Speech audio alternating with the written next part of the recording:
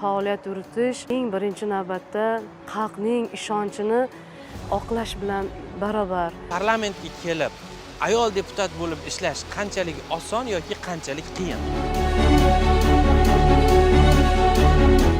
Saylovchilardan tushgan murojaatlarni ozgina vatanparvarlik bilan his qila olsa, uni yechimini topsa bo'ladi. Chunki vakolatdagi sustkashliklar mana shunday fuqarolarimizni sarson bo'lishiga olib keladi.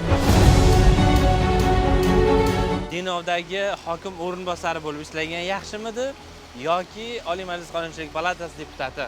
Mehnat munosabatlarida shahvoniy shilqimlikka yo'l qo'yilmaydi. Ularning maqsadi yana ham buni takomillashtirish, jazoni yana ham qattiqroq jazolar tayinlash, ham yuridik jihatdan ham xalqchil yondashiladi-da ikkalasini.